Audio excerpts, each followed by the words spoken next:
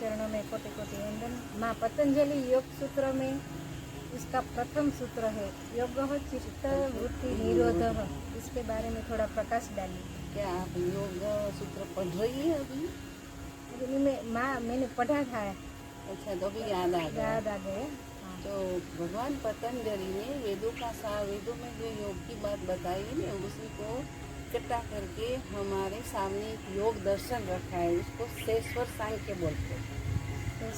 शेषवर सांख्य बोलते हैं। उसी में ईश्वर यानी कि ईश्वर पर प्रणिधान करके हमें हमारी आत्मस्वरूप को कैसे अनुभूति कर सकते वही बताया। तो प्रथम सूत्र है योग चित्तवृत्ति निरोध। तो पहले तो यही समझना चाहिए ना कि चित्त वृत्ति क्या है बेटा।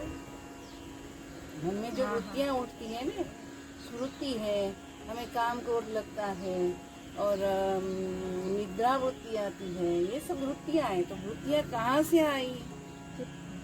चित्त में। तो चित्त कहाँ से आया? तो उसी के ढूंढने के बारे में यह दर्शन बताता है। योग एक साधन है। हम आप इधर आई तो बाइक लेके आई तो बाइक आपका साधन होगा। तो चित्तवृत्ति को निरोध करने का साधन योग है। योग यानी कि जुड़ जाना, किसी से जुड़ना। प्रश्न आएगा ना, योग यानी कि जुड़ जाना, तो किसी से जुड़ना। तो कोई भक्त है तो अपने जो इष्ट है उसी के साथ जुड़ने का कोशिश करता है। लेकिन हमारे पतंजलि मुनि यही कहते हैं कि हमारी जो चित्तवृत्ति है ना, वो जहाँ से आई है, उसी का जो ओरिजिनल है, जन्म स्थल है, वहाँ तक पहुँचना। तो कैसा हो जाएगा कि प्रकृति की जो स्थिति है सत्व रजस तमस की जो परिणाम प्राप्त करती करती नीचे की ओर आ गई, तो बहिर्मुख हो गई है।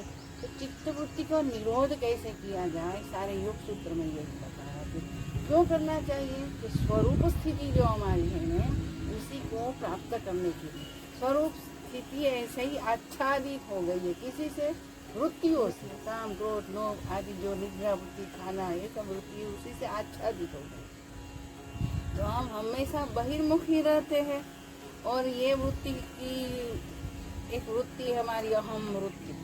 सब लोग सोए हुए, तू भी सोई हुए, तो मैं बोलूँगी वंदना, तो आप ही उठोगी, क्योंकि आपका जो शरीर है उसी के साथ आपकी वृत्ति जुड़ गई है। मैं ही वंदना और कोई नहीं जगेगा।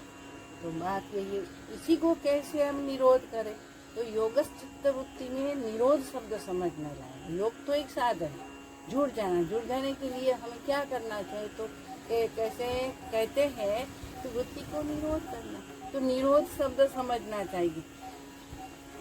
पाणिनि व्याकरण के मुताबिक निर्गत रोधन, रोधन यानी के अटकाव करना, बिल्कुल लीन कर देना। तो निर्गत रोधन, जिसमें रोधन करने की स्थिति ही नहीं रहती, ऐसी मन की स्थिति, ऐसे अंतःकरण की स्थिति हो जाना चाहिए। इसी को जो प्रक्रिया है, इसी प्रक्रिया को योगस्थ चित्त वृत्ति है। इसके लिए क्या करना चाहिए? गुरु कृपा होनी चाहिए, हमारा प्रयत्न होना चाहिए, ध्यान में बैठना चाहिए। तो धीरे धीरे धीरे क्या होगा कि भी हमारी सत्वगुण की वृत्ति घट जाएगी, बढ़ जाएगी, उसी में एडवांस प्रगति हो जाएगी। तो रजोगुण तमोगुण ये दब जाएगा, फिर सत्वगुण ही रहेगा। तो सत्वगुण भी एक वृत्ति है, प्रकृति के 3 गुण है, सत्व रजस तमस। तो सत्वगुण जब बढ़ जाएगा तो अंतःकरण क्या होगा? प्योर हो जाएगा। प्योरिटी इज फॉर योग चित्त वृत्ति निरोध कहा जाता है। तो करते करते जो समय लगता है, ऐसे ही आज खाया और खून बन गया, ऐसे तुरंत ही खून नहीं बनता है ना, उसी को भी समय लगता है। तो वैसे ही चित्तवृत्ति को निरोध करने के लिए समय लगता है। एक समय पर ब्रह्म मुहूर्त में बैठना चाहिए, हमारी वृत्ति को समझना चाहिए। ज्ञान मार्ग से समझो या भक्ति मार्ग से समझो या कर्म योग से समझो, लेकिन वृत्ति क्या चीज़ है, कहाँ से आई और कहाँ विलीन हो जाने वाली, वही समझना। उसी की प्रोसेस चलेगी भीतर। धीरे धीरे धीरे हमारी काम वृत्ति, क्रोध वृत्ति, ये सब वृत्तियाँ है, निद्रा वृत्ति, स्मृति वृत्ति, धीरे धीरे धीरे जहाँ से उत्पन्न हुई है वहाँ चली जाती। कहाँ से उत्पन्न? प्रकृति से उत्पन्न, परमात्मा से नहीं हुई है। प्रकृति क्या चीज़ें कहाँ से आई है? तो परमात्मा की एक संकल्प शक्ति से प्रकृति चित्त शक्ति, उसी में 3 गुण है, सत्व रजस तमस।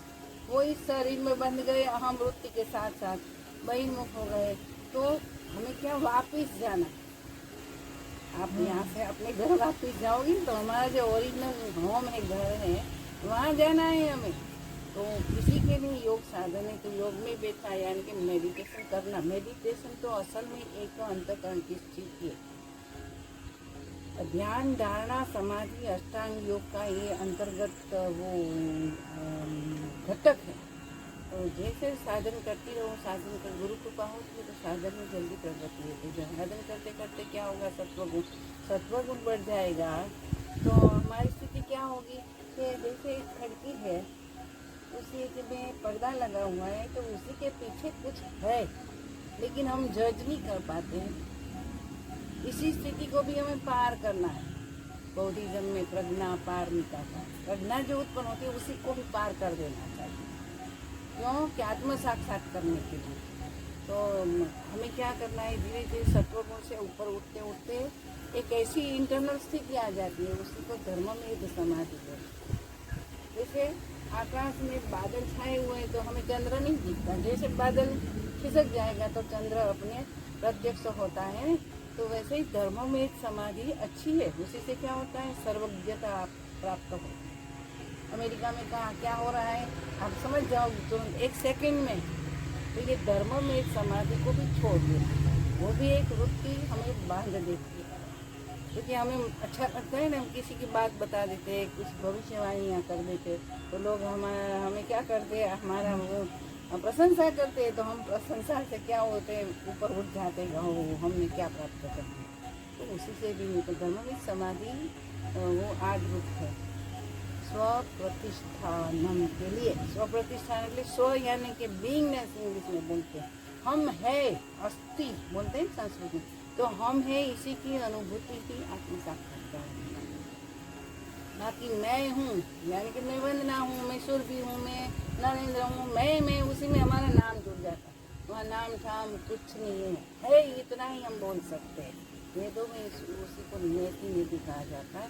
तो धर्म में समाधि को हम छोड़ के अतिक्रम करके हम अपरोक्ष अनुभूति कर लेते हैं। तो अपरोक्ष अनुभूति में जब वृत्ति जहाँ से आई थी प्रकृति से, और प्रकृति से ऊपर उठ गए, यानी कि सत्व रजस तमस हमसे दूर हो गए, उसी को लांग कर हम ऊपर उठ गए, यानी कि त्रिगुणातीत हो गए। समझ में आती है ना बात। तो त्रिगुणातीत तो वही बीइंगनेस है, वही परमात्मा है, वही परमात्मा का एक अंश हमारे हृदय में, अंतःकरण में है, वो शरीर में बैठा हुआ है। उसी को पातंजलि योग सूत्र में अंतिम सूत्र में कहा कि स्व प्रतिष्ठानम। आगे एक दफा प्रश्न पूछा था, सत्य प्रतिष्ठानम, तो वो सत्य की बात थी कि सत्य का प्रतिष्ठानम कैसे किया जाए। वह स्व प्रतिष्ठानम यानी कि आत्मा का ज्ञान, आत्मा अनुभूति सतत रहे, ऐसी स्थिति कैसे आ सके। तो इसी का योग सूत्र का पहला सूत्र है योगश्चित्त वृत्ति निरोध। तो निरोध वृत्ति को करने की स्थिति चली जाए।